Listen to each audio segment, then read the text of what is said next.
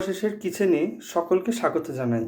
আজকে আপনাদের অতি পরিচিত একটি রেসিপি চিংড়ি দিয়ে আলু পটলের তরকারি বানিয়ে পরিবেশন করে দেখাবো আপনাদের।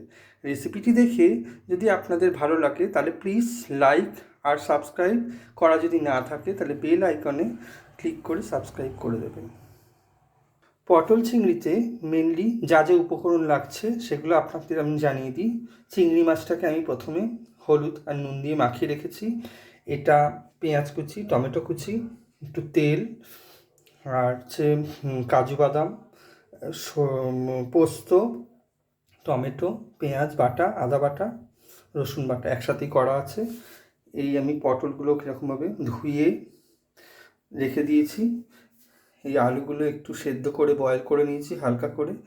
আর হচ্ছে উপকরণ হচ্ছে নুন, হলুদ, কাশ্মীরি মির্চ, চিনি, তেজপাতা, লঙ্কা গুঁড়ো, শাহি গরম মশলা, আর ফোড়নে দুটো লং, এলাচ, লবঙ্গ, দারচিনি, আর হচ্ছে ধনে আর জিরে গুঁড়ো। ব্যাস এইটুখানি। ফার্স্টে আমি তেল দিয়ে দিলাম, এলাচ, লবঙ্গ, দারচিনি, একটা তেজপাতা দিয়ে যখন তেলটা একটু গরম হয়ে যাবে তখন আমি পেঁয়াজগুলো একটু দিয়ে দেবো।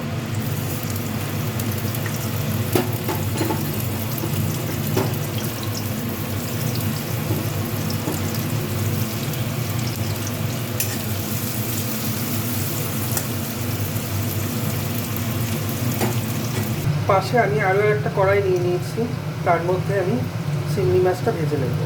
চিংড়ি মাছটা আমি ভাজতে দিয়ে দিয়েছি। পেঁয়াজটা যখন একটু লাল হয়ে গেছে টমেটোগুলো আমি দিয়ে দিলাম।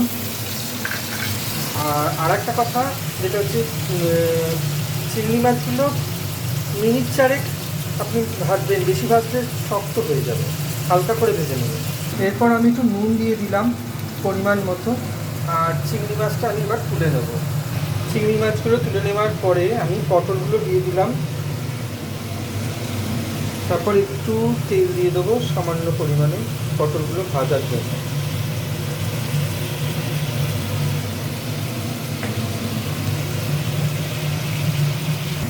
অনেকটা ভাজা হয়ে গেছে, এবার আমি এই বাটারটা আমি দিয়ে দেবো।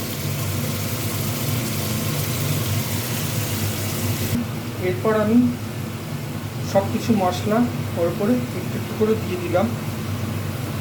একটা হচ্ছে জিরে ধনে গুঁড়ো, হলুদ গুঁড়ো, শুকনো লঙ্কা গুঁড়ো, কাশ্মীরি মির্চ, সামান্য পরিমাণে চিনি, হলুদ দিয়ে দিলাম। দিয়ে মশলাটাকে আমি একটু কষবো। পটলগুলো ভাজা হয়ে গেলে আমি মশলার মধ্যে দিয়ে দিলাম। তারপরে পাশে আমি আলুগুলো একটু ভেজে নিচ্ছি। হ্যাঁ, এরপর আমি এর মধ্যে আলুও দিয়ে দিলাম। দিয়ে কিছুক্ষণ ধরে তরকারিটাকে আমি কষে নেব। তরকারিটা যখন হালকা কষা হয়ে যাবে তারপর চিংড়ি মাছগুলোর ওপরে আমি দিয়ে দেবো। এরপর শাহি গরম মশলাটা আমি দিয়ে দেবো।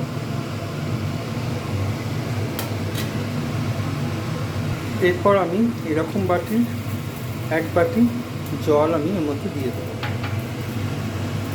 এটা যখন একটু মাখো মাখো হয়ে গেছে তখন আমি একটু ঘি দিয়ে দেবো।